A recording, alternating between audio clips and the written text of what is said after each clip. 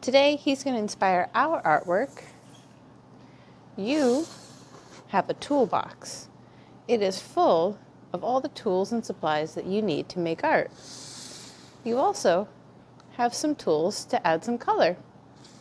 Let's go ahead and start with a blank sheet of paper. You'll find in your toolbox a black crayon. And with this black crayon, you can draw whatever kind of lines you want all over your paper. I like to make them go from one edge to the other.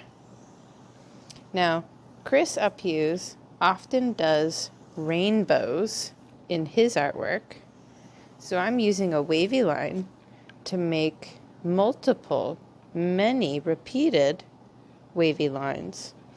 And then sometimes he puts happy shapes in his artwork. I'm going to put clouds in mine. Now, next, I'm going to add some color. I'm going to use my markers, and I'll be right back and show you how I added some color to my rainbow and my clouds. Okay, I've colored in my rainbow lines and I've colored in my clouds. Now it's time to start making my hearts. In the toolbox, you'll find these orange pieces of paper. Look, this one is the shape of a heart, and this piece of paper is half. It's a half of a heart. These two pieces of paper are stencils. These are pieces of paper that you can use to trace and make a shape of a heart many times. There's scissors, or glue brush, there's the glue cup, and then there's some small pieces of white paper and some small pieces of a really bright, colorful paper. Chris Uphues, he is known for his bright, colorful artwork. So we have some bright, colorful pieces of paper, and we are going to practice doing hearts in a few different ways. One way that you can practice making a heart is by tracing the shape of a heart by using your stencil. Put your stencil in the middle of your paper and use your black crayon, and you can trace around your stencil. You can only go so far, and then you have to stop and pick up your crayon and move your helper hand out of the way, and then keep tracing around your heart. I had to go real slow and careful to make sure that my heart came out the way I wanted it to. If you want to go slow and careful too, feel free, do it. After you trace the heart, you can go ahead and pick it up and practice carefully cutting on the line. Sometimes I find it easy to just cut off those extra pieces of paper instead of trying to cut all the pieces off in one piece. Take your time and cut off the pieces of paper a little bit, like little bites. Sometimes little bites with your scissors is easier than taking the big bite going all the way around in one piece. So there's one way you can make your paper heart. Another way that you can do your paper heart is by using your stencil that's only half of a heart. Let me show you with this piece of paper. You are going to have to fold this paper in half like a book. One hand is going to hold the paper and the other hand is going to fold it. I'm going to hold it and fold it, and look how I'm lining up my corners here so that they match. Then my folding hand is going to hold, helper hand is going to switch, and then I'm going to work together to squish the fold side flat.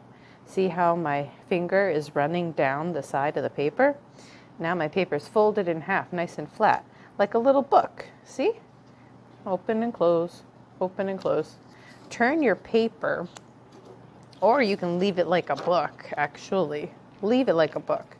Put your half of a heart right here on the spine of the book. The helper hand is going to hold that heart. I'm going to get my crayon, and then I'm going to trace around the side, just like that. move the stencil out of the way, and keep your paper folded like a book. And then you're going to carefully cut on that line again. Again, if you want to take those small bites, go ahead. Take your time. Move that paper around.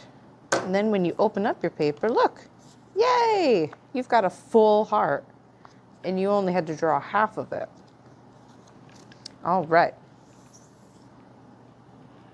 So those are 2 ways that you can practice making a heart.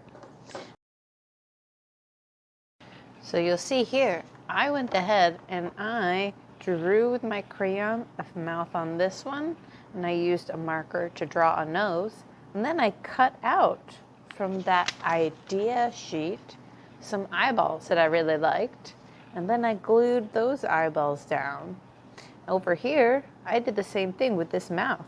I cut it out of that idea sheet, and then I glued it down. I used marker to color the dots in my circles, and then I used marker to color a nose. Down here, I can use my crayon. It doesn't really show, oh, did you see that? It moves. My glue is still wet. My crayon doesn't work really well on the wet, gluey paper. So I'm gonna go back to my markers. I'm gonna get a marker color. I'm gonna color in my eye circles with marker. Hold still, eyeball. And then I can look at my idea sheet and I can pick a mouth that I want to draw on my heart.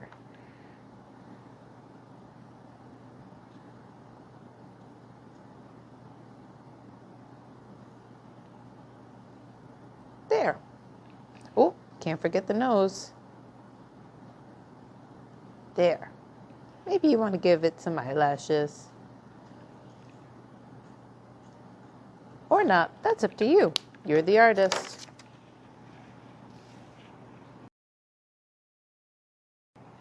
Now remember, when it's cleanup time, make sure all of your markers have the caps on.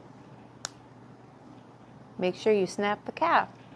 All the markers go in the marker container. Make sure that your glue brushes, wipe them cleanish.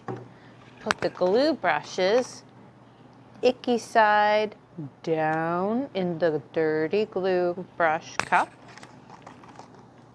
Make sure your glue cup has the lid on. Put that back in your toolbox. In your toolbox should also be your black crayon and your scissors. And look, my stencil. Oh, and a piece of paper that I didn't use. I can use that again. And look, there's that half of a heart stencil. I'll put that back in there too. I'm not going to put any trash in my toolbox, just these things. But look, I've got all this trash. I'm going to put that in my tabletop trash can. I can pick them up in my hand and put them all in my trash can. I can even check the floor. Then the last thing I need to do, ooh, look, 2 eyeballs. I can put those in my trash. Make sure you get your name sticker and find the perfect spot on your art to put your name sticker.